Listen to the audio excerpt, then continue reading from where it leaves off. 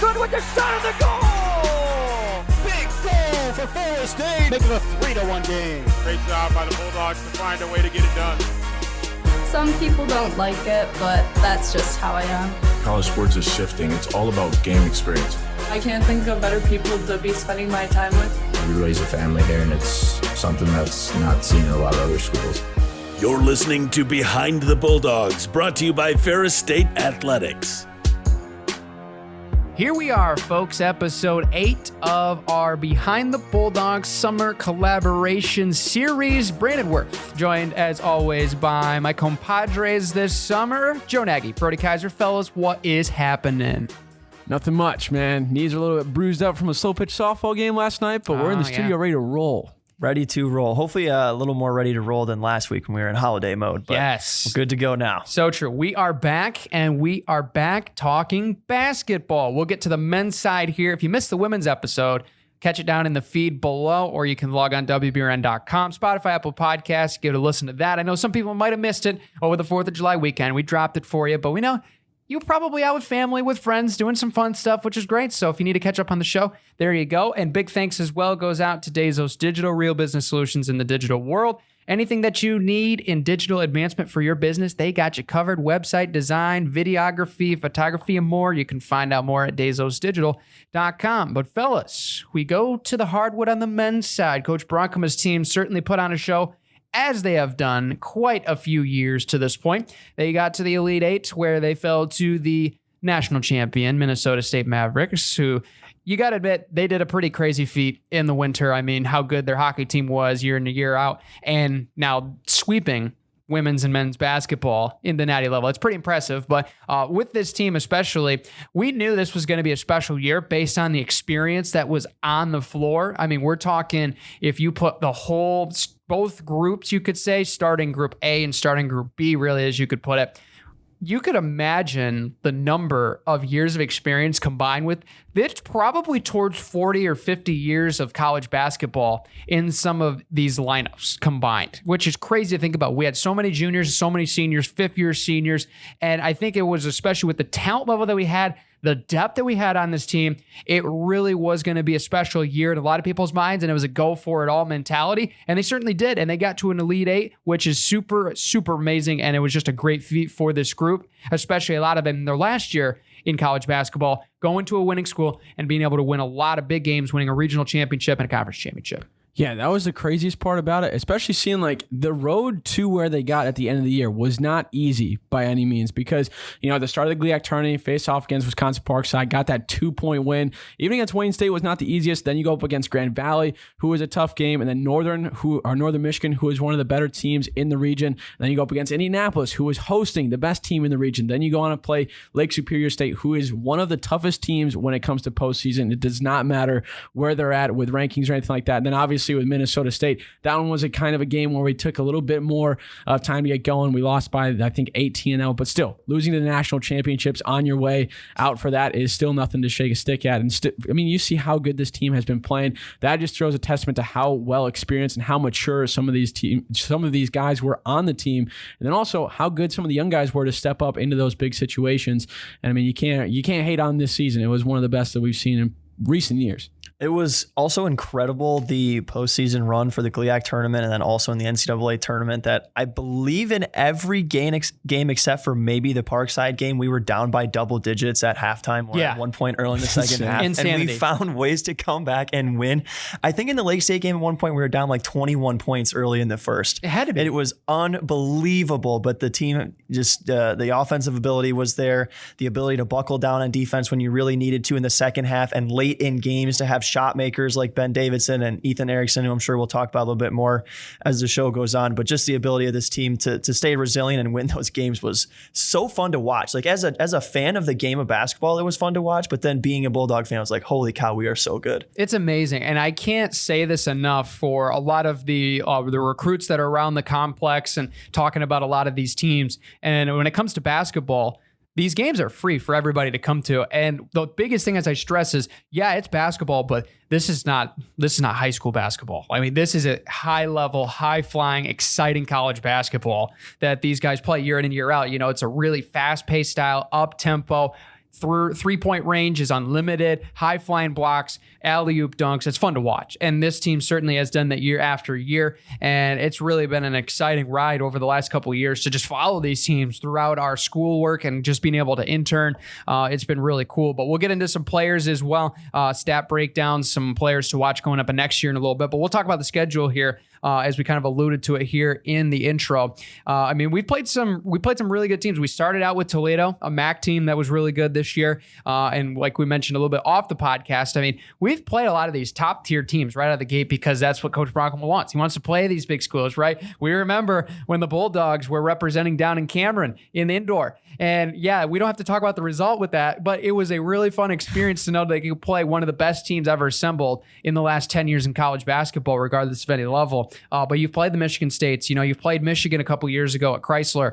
I mean, they start out with these big games right out of the chute, and then they go into these big region games, where they're playing McKendree, they're playing Findlay, these really good teams. We're able to play some really good games. We did lose to Kendry by a couple points, but it was a heck of a basketball game, and it was still early on in the season. But I think you especially looked at this year overall. They got into a little bit of a slump at the late end of January into February, where we started to get some of those road trips going up to the Sioux, really having trouble at Northern Michigan, just couldn't shoot the rock up there at the Berry Center against that team, and had required a buzzer beater as well from Ethan Erickson in that Michigan Tech game there at Michigan Tech. So you looked at that and you were like, man, it was a little bit nerve-wracking going into the tournament, just knowing they've played a lot of these close games. The Parkside game was 2 points. Wayne State was really a game we struggled in the first half, came back in the second. But as Bernie mentioned, I mean, that was really the way the team played. It just took them 20 minutes to get going, and then the next 20 minutes really just turned into an electric factory, no matter what the opponent was, and especially that run at Nicholson Hall there at UIndy,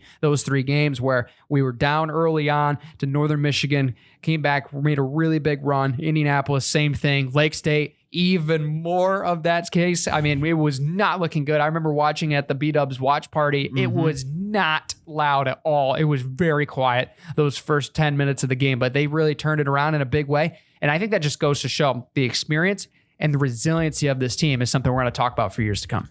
Yeah, the coolest thing about it too is that the depth that we had this past year, because Ethan was one of our first guys that we would look to get the ball going too, so that way he could get hot from beyond the arc. And those games where he maybe only made 1 or 2 threes, guess who's the next guy up? Ben Davidson. And then guess who's after that? Jack Ammerman, who we've seen put up 25 plus points. I mean, we had him on the podcast, a fresh 30 points that he put up that one game. Yeah. So I'm like, it was a wild spot, but you have so much depth at each position. And then also you look at the bench too, a lot of guys coming off. And then you also think about the guys that we didn't even get to see a whole lot this year. I mean, Dang Reng was kind of one of the guys who was battling injuries these past few years. And then now you see him probably going to be coming up this next year, who's going to be a force to be reckoned with as a big man in the GLIAC. I mean, there's so much stuff to look forward to, even though, you look back at this past year, the depth is absolutely insane. Yeah, it might be Joe's pick here of breakout players. We'll have to say that for later. We'll have to say that for later. One thing I think that's pretty impressive too is Joe talking about all the different guys that have been able to step up, and I really think that speaks to the practice habits of this team. I was lucky enough to be able to go with them down to Indianapolis down to Evansville, Indiana for the tournament when they went to the Elite Eight, and just watching this team practice and train. There's of course it's postseason time, but it's all business. They are there to improve every single time they're on the floor. No drills. They don't take any drills off, and everything is a learning experience. I really think that's the mentality of this team from top to bottom, and something that Coach Bronkema has just done a sensational job with doing is helping his players to understand the vital role of practice and how that translates to games. Yeah, and you especially see it. Coach Bronx, for the last couple of years, has participated in these coaches clinics, regardless of levels, and just seeing his mindset on how he does these unique drills to really get the mind going for a lot of these guys, these quick twitch reactions, right? And these are the things that you look for out of a player with a lot of experience, knowing the game of basketball at a high level. And this team especially knew almost, we could probably argue too much, I mean, even a little bit of overthinking. There was a lot of times over the year that we saw, them trying to make the complex play instead of the simple play, right? Being more simple. I don't know how many times I heard Coach Bronkema say that over the time, not just the play call that was actually called simple, but actually trying to just say, do the simple thing, run the play, be going in the system because it works. And at the end of the day, there's so many good athletes on the floor, but you have to have that glue together, and you have to have some sort of a structure and a format that works for this team. And especially for this group, I mean, passing the rock is one of the biggest things that this team does at a high level, and taking care of it as well. They like to play with a fast tempo every chance they get. And with a team that likes to do that, you expect, man, like they probably know and they're willing to commit a couple more turnovers playing this style. Then you look at statistically, they're the number 2 team in the nation, assist to turnover ratio. Are you kidding me? Like that is something that should not happen when you play that fast, high tempo brand of basketball. But this team does it, and it's incredible. I mean, we're looking at them having, I think there was at least one game at home this year. It was a conference game. I don't know who the opponent was. They had 20 first half assists. Some teams don't even get that in a full game, let alone a game and a half, the way they play. This team does it in a half. And that's just the way they shared the basketball. They all respected the boundaries and really how they could get each other the ball and get them looks, and it drive an inside kick out for an open 3, and everybody around the arc and even inside the arc can shoot the basketball. That is one thing that Ferris State teams have always been able to do at a high level. 3-point percentage, field goal percentage. This team was a top 30, I believe, in both categories this year, if not top 40 at least, if not even up higher in both categories. And that just shows you consistently, no matter where they are on the floor, it's a threat for them to shoot the rock. And that really makes defenses work extra harder for opponents. Yeah, and I mean, going back to the depth part of it, you look at where we got for bench points too. We averaged 80 points in conference throughout the whole year. Guess how many were off the bench? 40.14. Wow. Which is absolutely insane, because you have to worry about those guys coming off, and they can get hot, just as we saw. I mean, Ben Davidson came off the bench. He would score maybe 15 or so at some points. And we also had, I think, 3 or 4 guys averaging near that 8-point mark coming off the bench too. So it's absolutely insane. But like you're saying, when you have that type of movement on the floor, it doesn't matter who's coming in. They can fit in well, and that's just a deadly, deadly combination that I mean, it's going to happen this next year too, because that's just what has produced this longevity of such good teams, because it's been, 8-9 years in a row where we've had 20-win seasons. So when you have something like that type of algorithm coming from Coach Bronkma, being able to have that type of culture being set into the team, you're just going to be seeing that for years to come. Just imagine how much fear must be in your opponent during their scouting report when they have to watch Ferris State. Yeah, there's like, there's no way this guy's going to be good off the bench. It's like, well, he just dropped 20 on us. That's cool. You know you're going to be pressed the entire game, so you got to figure out how to deal with the fast play, the fast-paced nature of having full court pressure against you. You know you're going to have to defend the three-point line like crazy, because as Brandon was saying, basically all of the inside players are stretched forwards. They can pop outside and shoot the 3. You saw Vegas do that at points this season. You saw Dolapo love to do that this past year. You got guys like Walker from years ago who would do that. I mean, just incredible players that can stretch the floor. So you know you got to deal with that, but you also got to be able to play the inside game, because you know Coach Bronkma wants to go inside and pound the rock. So I can't even imagine being an opposing coach watching film on Ferris and being like, holy cow, what do you do? You know, you got to try to eliminate something, but it's almost like you got to pick your poison. Yeah, pick your poison basically is the only definition when it comes to this offense. And especially, Joe alluded to it, 3rd most points in the nation for bench points. And you're like, wait, 3rd? There's 2 teams higher than that? Yes, there actually is, but we don't have to worry about those teams. One of them was West Liberty, which many know is one of the top teams in the nation last year. But I think especially with this team defensively is where we kind of saw the offense was always there. Yes, it was in spurts, as offense always is in the game of basketball. It's a game of runs at the end of the day. But defensively, I think especially when we saw the resilience in lockdown, because the offense definitely picked up in the second half of a lot of those late tournament games, in that GLIAC championship run, in that regional championship run. They really picked up the defensive effort in the second half and really locked it down, and not being able to foul was a key part of that. You know, picking up a lot of fouls early really made it a little bit harder for this team because you're like, man, like if you foul, like, yeah, the depth's great, but it's really 2 units at the end of the day. It really is 2 units. And we always used to joke at the table when Coach Bronkman makes subs in, it's a line change basically every time. You know, it's 3 in, 4 in, 5 in at a time. You know, it's a full switch some of the times they can get. And it's just because of the cohesiveness of both units. And that's something when we kind of alluded to starting group A and starting group B, that's really, you know, it's a 1-2 punch, and those guys work so well together. But especially when you look at down the lineup, I mean, our number 1 scorer scorer, Mr. Ethan Erickson. Boy, he can shoot the rock, can he, fellas? My goodness. 14.8 points per game this year to lead the Bulldogs. Ben Davidson right behind at 13.7. Dolapo at 11.5. Deshaun Munson and Amari Lee at 9.7 and 7.8. Leading three-point shooter, you guys want to guess on the percentage of Mr. Ethan Erickson this year? Well, I'm looking at it right now, so I won't guess, but maybe Joe can. Okay. 31. 42. Wait, what? Oh, 42. Okay, he was 44, so only 2% off. So 44%. Oh, 12% off. Yeah, 12%. Oh, you said 32? Oh, I thought you said 42. Oh, my bad. Oh, you're giving Ethan a little bit extra non-love, I guess.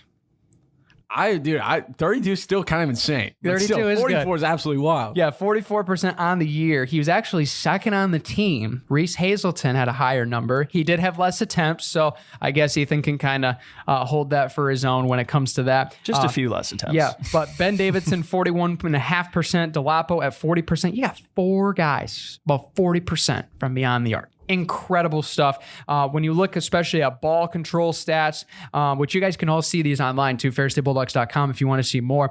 Leading rebounder this year, it was actually kind of close. I was originally going to make a guess that it was going to be Dolapo, and it is at 5.2, but Deshaun was right behind him at 4.9, as well as Jimmy Scholler, Dang Ring, Reese Hazelton, 4.7, 4.4, 3.9. Assist leader on the season. And I think especially when you saw just the way that he orchestrated that second unit, Amari Lee really did a great job distributing the basketball. Jimmy and Ben right behind, Jack Ammerman also in there as well. And I think it's just such a huge asset for these teams when you have to go up and play against Ferris to be able to turn us over. But it's such a hard thing to do. Yeah, it really is because of the way they play the brand of basketball. And you got a lot of these guys that don't necessarily have to score points, but make these big impacts. You know, it's not just, I can't just lock down a guy on the perimeter, make somebody else try to score because there's four other lethal options, you know? And defensively, this group especially, I mean, you got some great shot blockers this year. I mean, Dolapo, we saw a lot of highlight reel plays. Veas, I mean, especially tournament Veas down the stretch, boy, that was fun to watch. Unreal. It was incredible. Bulldog of the year for sure. When it came to the ESPY awards, he deserved it. But I think when you look at that, you look at a lot of the guys perimeter defensively. There were little lapses here and there, but I know Coach Broncoma's group, they're going to get back in it. They're going to get work on the perimeter defense, help side, those kind of things. And just being able to turn it on for 40 minutes. You know, we'd see it for 20 minutes. We've seen it for 25 minutes. But those other 15 minutes, there'd be a little bit of a struggle. And that's when they were susceptible to these first half runs. That could be an improvement for this team this year.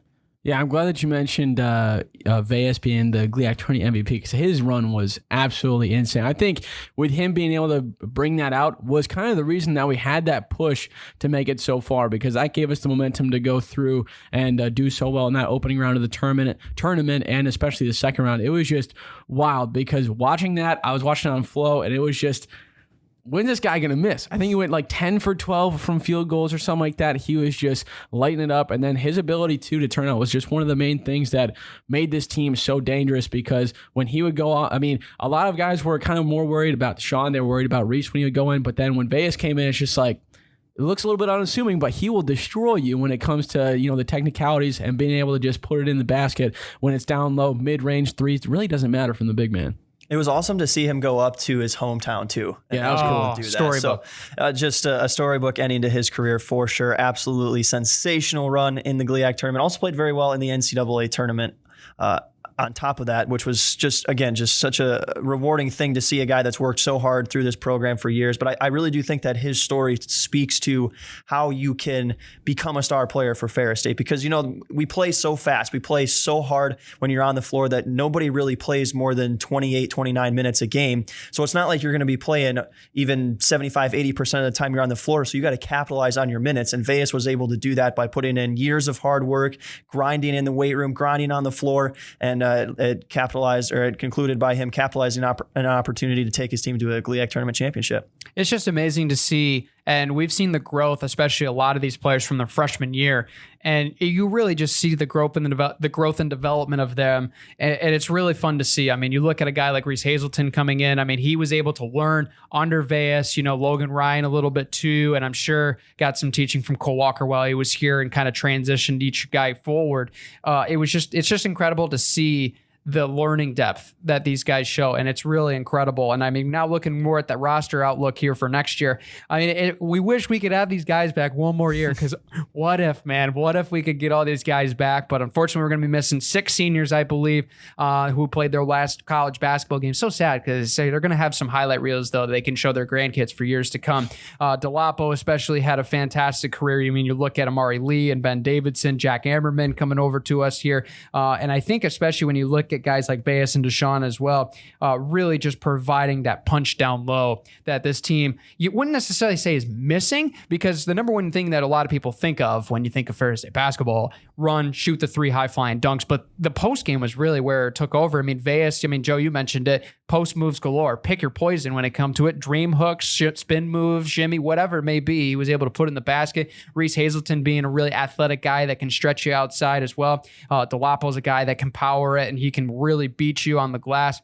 So I think it's really a good testament to the work that they did to complement that 3-point shooting at a high level from these guys. So we're going to miss those 6 guys, but I mean, we still got a really, really good core back. I mean, we're going to have Dang Rang back this upcoming year. I talked to him early this summer. He's ready to rock and roll. Like, he's really hungry for an opportunity to get back, because once we mentioned injuries has really been kind of his worst nemesis so far. But then, of course, you got Jimmy Scholler coming back, the glue guy. He does everything that you can't see on a box score. You see Ethan Erickson, who is an elite 3-point shooter. We might have Michael Bingham back this year, which would be a huge plus. We saw what he did a couple years ago with this team, and he really provides a spark offensively and defensively. And I think there's a lot of really good candidates here coming up for these breakout players, because we got a lot of freshmen, got a lot of underclassmen that played quite a few minutes. Jordan Brooks, Owen Hardy, just to name a few here, and the Clowerbout brothers as well. There's going to be a lot of opportunity. Obviously, a couple of transfers coming in, but for these young guys, I mean, it's going to be Unit 1, Unit 2, starting Group A, starting Group B, probably once again, because that's the way that Coach Bronx likes to roll, and it's effective. So there's going to be a lot of room for opportunities for these underclassmen to come in and really get some minutes here early on this year. Yeah, with those seniors leaving, I'm really excited to see who steps up. And that's the best part about it, is we've seen those guys. I mean, if you look back when Ben was a freshman and especially a sophomore, he was one of the guys who had a pretty big breakout year in those early parts. Ethan was one of those guys too. And then Jimmy, you've seen too, when he got the call, when he was, I think was a freshman or something like that, he was able to get some big time minutes in too. So although they're young, I still think they can make a pretty quick impact when the season comes around later on this year.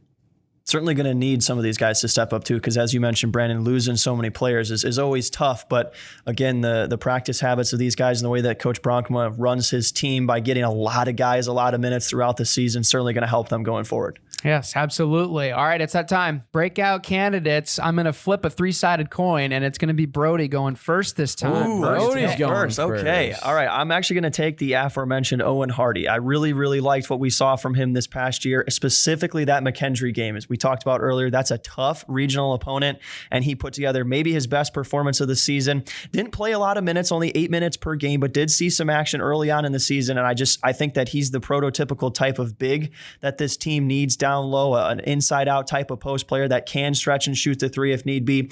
Definitely got to work on his ability to rebound a little bit to fit Coach Bronkma's system, but I think, man, you get a few more pounds on him, and he's going to be an absolute beast. I really like his future for the Bulldogs. All right, Joe, go ahead and take the player that I'm probably going to pick, because I think I know where you're going with here. I don't think you do. I'm going to throw a curveball in here. I think I'm going to go with Jimmy Scholler, because he was a guy who, at the start of the year was one of the leaders in the GLIAC for assists per game. He was one, too, where, you didn't see him a whole lot in that scoring category, but his ability to kind of control the floor and really, just be a fundamental basketball player was one of the more valuable parts of that offense being so good, because when he got in, you knew he was going to make the right decision. And I think, too, if he can develop a little bit more of a consistent 3-point shot, I think that's going to be one of the most dangerous players you can see on the floor. So Jimmy's going to be my guy. If you can get that 3-point going, he's going to be dangerous. All right, there we go. You picked one of the 2 guys I had on my list, and the other one is JB15, baby, Jordan Brooks. I think this guy's going to have a really big year. He played in 18 games as a freshman. I think that really spoke to really had the development that he's had over his first year redshirt now into his freshman season this last year. He really has improved. He improved a lot over the season. I mean, he had 6 steals in 18 games, and you're thinking, yeah, that's not a whole lot. When you watched him on the floor, his defensive tenacity really stood out to me. And I think that's a big thing for him. I think he can really take on that number 1 on-ball defending role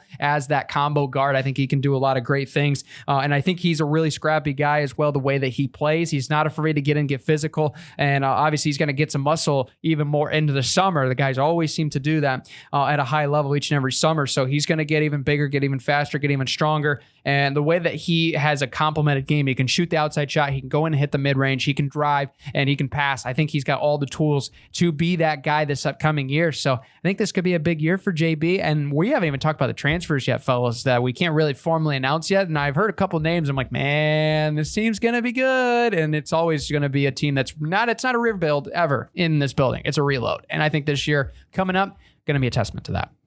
Well, we got both teams coming off Elite 8 appearances, and the women made the Final Four, so we can run it back. Let's do it. Run it back, we got baby. 3 more games to win. We're national champions, baby. Let's go. A lot of expectations, but I don't think the lights are going to be too bright for both these teams. Yeah, it's going to be fun. But thank you guys so much for listening. Be sure to subscribe, follow us wherever you get this show, and we can't wait to get back with you next week. We're approaching fall, fellas. It's almost football season, volleyball season, soccer season, cross-country season. It's going to be fun. We're going to have a lot of breakdowns upcoming for you, and we can't wait to do it here next week, starting it up. And we got some cool stuff as well planned for the fall for both of our shows, Behind the Bulldogs and Brody's podcast with Bethany Off the Ice. So be sure to stay tuned. And until next time, you're on Behind the Bulldogs. Take care, everybody.